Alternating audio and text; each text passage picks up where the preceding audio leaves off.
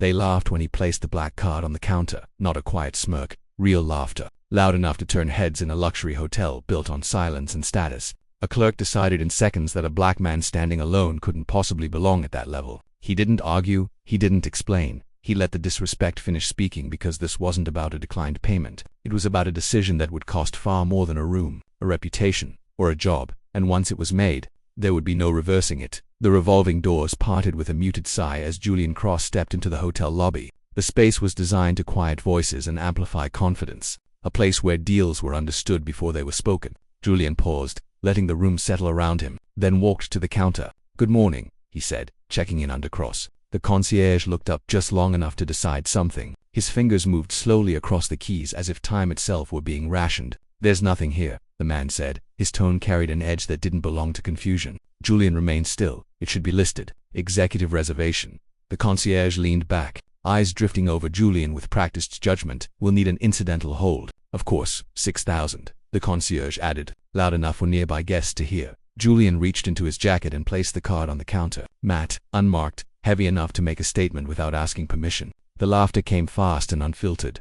The concierge picked up the card with 2 fingers, inspecting it like a novelty. "You serious?" he said, turning it side to side. "These don't work the way movies make them look." A few heads turned, a couple slowed their steps. The moment expanded, feeding on attention. Julian did not react. "Watch this," the concierge said, tapping the screen theatrically. "It's going to bounce." He hadn't even swiped it yet. Julian lifted his hand. "That won't be necessary." The concierge smirked, scared. "No," Julian replied evenly. "I've reconsidered." That gave the concierge pause. Julian took the card back and slipped it away. Then he removed his phone and unlocked it. Eyes steady, movements precise. "Cancel the partnership," he said quietly, effective immediately. The concierge's smile faltered. "What partnership?" Julian continued, as if reading from a checklist only he could see. "Terminate all integrations, freeze transfers, notify legal and communications. Make it clear this is final." The room began to change. The concierge's face drained of color. "Sir, if this is some kind of joke." "It isn't," Julian said. A security officer had started toward them, then stopped when the concierge's voice cracked. "You're not serious." Julian looked at him then, not with anger, with clarity. "You just watched me walk away from $45 billion. Silence spread outward like a shockwave. The concierge swallowed hard. "Wait." Julian ended the call and slid the phone into his pocket. "You decided who I was before you asked," he said. "That was your choice." Elevator doors opened behind them. Executives emerged in a hurry, voices overlapping, phones pressed to ears.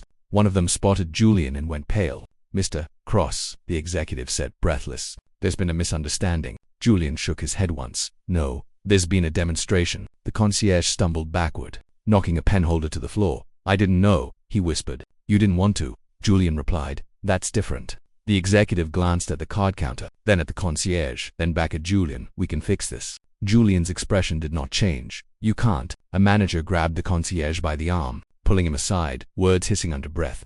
Guests pretended not to watch while watching anyway. Julian picked up his briefcase. "This agreement was about trust," he said to no one in particular. "Trust doesn't survive ridicule." He turned toward the doors. "Please," the executive said, stepping after him. "Let's talk upstairs." Julian stopped once, not for negotiation, for punctuation. "I didn't come here to be convinced," he said. "I came to observe." He stepped out into the street. Inside, voices rose, phones rang, screens refreshed with numbers that no longer made sense. The concierge sank into his chair, hands trembling, understanding arriving too late to matter. Outside, Julian moved into the current of the city. He had places to be, decisions to finalize, partners who understood the cost of assumptions. By the time the hotel's leadership drafted their first apology, the announcement had already gone out. Markets adjusted.